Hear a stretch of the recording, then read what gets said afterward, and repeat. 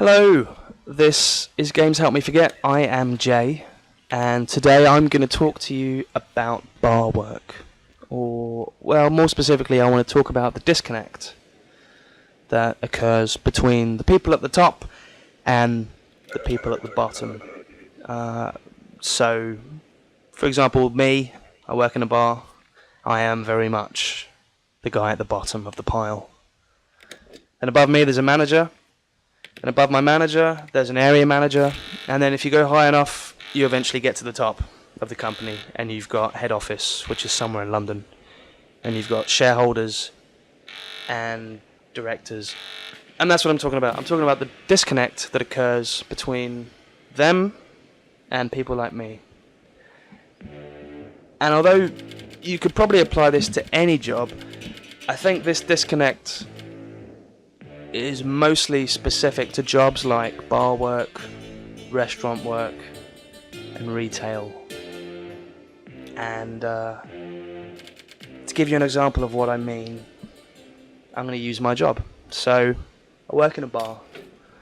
And one of the nice things about bar work is it's very simple. It doesn't get paid much. I'm probably a nudge above minimum wage. But I'm not complaining about that. If I could really put my head down and work hard, I could probably find myself something better if I put the effort in. Maybe I could try harder with my writing, or if I'd have knuckled down at a previous job, I maybe could have a better position. No one owes me a living. This is not what this is. This is something else. So you work in a bar, and you go in, do your job, you leave again, and it's simple. That's it. Done. You don't take anything home with you. Come back in the next day, or at least that's how it should be. But say one day you're working behind the bar and you're serving people, keep the tables clean, take the empty glasses off the table, serve the next people, and you keep that going. And if that was all the job was, it'd be the simplest job in the world. But then one day the people in head office decide that we can make some more money. I've got an idea. Let's introduce a coffee machine. And I'm not talking about a kettle. I'm not talking about a little filter machine. I'm talking about a proper espresso barista machine, the things you see in Starbucks and Costa. These things are a pain in the ass to use. But the guys in head office don't have to use it. All they're thinking is hell of a markup on coffee. You buy a bag of coffee beans for, say, I don't know, £1. You buy a carton of milk for, 20 pence. I'm talking buying it in bulk from suppliers. And then you charge £2, £3 for a coffee. There's a lot of money to be made there. So they decide, you know what? Today, you're not just serving drinks and cleaning tables and taking food out when it's ready. Today, you're also going to be doing coffees. Now, this is a bit of a problem because at the moment the system works. There's maybe me and one other person on. And when I'm serving, that person can be cleaning tables. Or if it's busy, we can both be serving. And then when there's a slight lull, one of us nips out, cleans some tables. It works. There's enough people for the workload. Suddenly, I've also got coffee to think about. So imagine it's busy. There's people waiting at the bar. I ask a person, what can I get you? They say, I want 3 pints of beer, I want a gin and tonic. Oh, and I also want a cappuccino. Well, that throws a spanner in the works. Suddenly now, I've got to fuck about with this coffee machine. I've got to get the coffee from the bean hopper into the little fucking fiddly thing and connect that to the machine, and it pulls the water, and then I've got to steam the milk, and that adds 5 minutes. Doesn't sound like much. It doesn't sound like much. But when you add it all up, suddenly it creates a backlog in the customers. But you get on with it because you haven't got a choice, because the guys in head office have said, that's what we're going to do now. They're not the ones down here that have to do it, but whatever. They're the guys in head office, we're the guys on the floor, we do as we're told. So that carries on for a couple of weeks, and it's all going well. And then one of the guys from head office decides, do you know what, it's really, really sunny. We've had some beautiful weather for the last couple of weeks. Everyone likes Pimm's. We're going to introduce an offer on jugs of Pimm's and lemonade. But you know what? We're gonna have it all made to a certain standard. So From now on, when someone orders a jug of Pimm's and lemonade, it has to come with just the right amount of lemon, just the right amount of strawberries, crushed mint leaves, crushed ice, and it all has to be perfect. And just to make sure that it is perfect and that the barman isn't just chucking it all in willy-nilly, we're going to send out mystery shoppers. And these are basically undercover people working for head office who go around to bars, order these things, and make sure that it's done right. And if it's not, you get a report sent back to your pub saying, oh, I went to so-and-so pub, they made me one of these and it wasn't right, and you get in trouble. So that's always hovering over your head. So now you know, I've got to do it right. So that's another 5 minutes. So now suddenly it's a weekend, it's beautiful weather, everyone's sitting outside, it's sunny. Now you've got 5 pints of beer, please, 3 gin and tonics. Oh, one of us is a driver. He can't drink, so he'll have a latte. And my wife here and her 2 friends, they would like a jug of Pimm's. So now I've poured the beers. I'm fucking about with the coffee machine, making a latte. Meanwhile, I've got everything set up to make a Pimm's.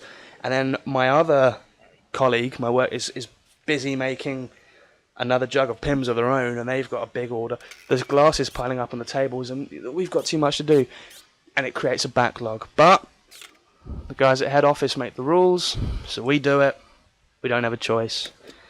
And it goes on like that for a while. And gradually, the pressure builds up, but you kind of get used to it. And then one day, the guys in head office decide, you know what? The Pimm's and lemonade sells really well.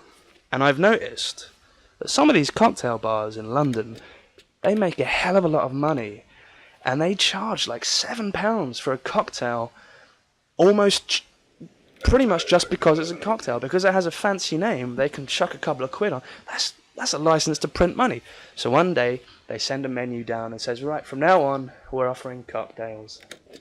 And these cocktails all have different recipes. They all have different ways of being made. And there are, say, a dozen of them on the menu at any one time. So, suddenly, it's a busy Saturday. The weather's nice. You've got 2 people behind the bar. And one guy orders 3 beers. There's a designated driver who wants a latte. His wife and their friends want a jug of Pimm's. And then you can see just behind them a group of students have just clocked the cocktail menu. So you know they're going to order cocktails in a minute. And you look over to your work colleague and they're busy making Pimm's and lemonade and they've got a coffee on the way too. Never mind the fact these cocktails each take 5 minutes to make because they've all got very specific recipes and there's specific ways to prepare them. And you can't just knock it together willy-nilly because there might be someone from head office in here actually spying on you, making sure you're doing it right. So that adds an awful lot of pressure. And before you know it, the tables are all piling up with glasses. And there's people waiting, and the service is suffering, and you're just so stressed. But that's how head office want it. So that's, they make the rules, we carry them out. So it goes on like that for a couple of weeks. And then one day, head office decided, you know what, I was in a cocktail bar in London, and I saw when they served the cocktails, they had like this little tray of nuts.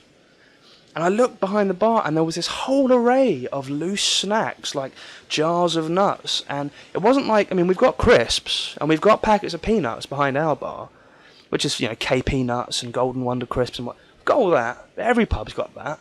But this place, as well as that, they had like jars of nuts, and the barman would actually pour them into the jar himself and take them to the table himself, and it was really cool. We should do that in our pub. So one day the memo comes down from head office and they say, right, as well as the coffees and the Pimm's and lemonade and the cocktails, we're also going to offer people jars of nuts.